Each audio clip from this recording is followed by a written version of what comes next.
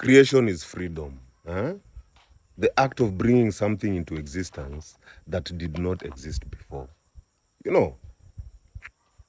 It cannot be replicated, it cannot be predicted, or even confined by systems, because true creation comes from within, not from instruction.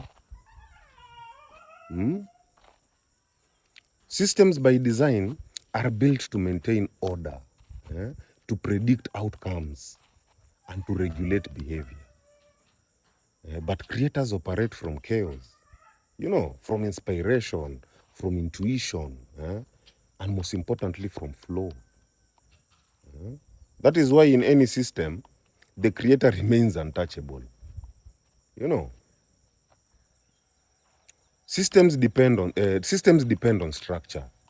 They need consistency to function. Rules, hierarchies, and even measurable outcomes. Consumers fit easily into these systems because their role is to follow, to absorb, and repeat.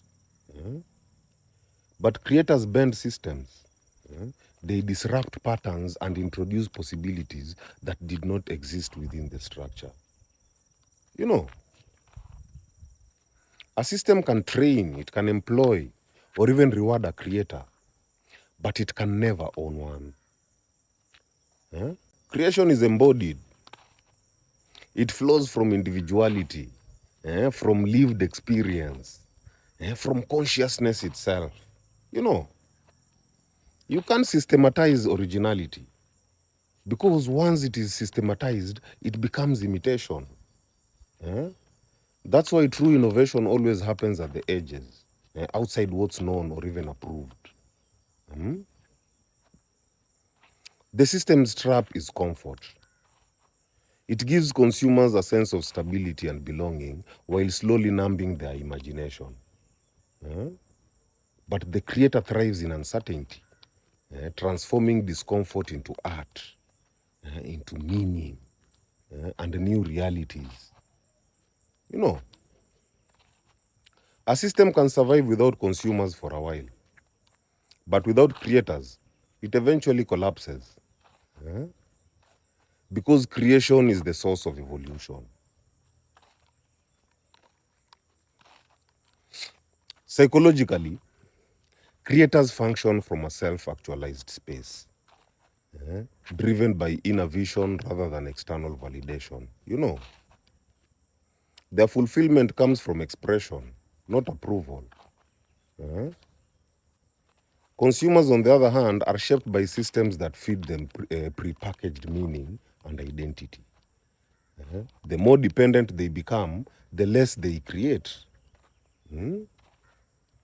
The difference is not in talent, but in consciousness. The choice to generate rather than to absorb. Spiritually, creation is divine participation. The soul expressing the infinite through finite. Every act of creation mirrors the original creative force of existence. To create is to remember that you are not just part of the system, but a reflection of the source that made it. And that remembrance keeps you free. In short, as long as you create, you remain beyond control. Systems can copy, they can borrow, and they can monetize your work, but they can never contain your essence. The system traps consumers because they rely on it to define value, while creators become value. Creation is the only true rebellion that cannot be systemized. My people, heal. Heal.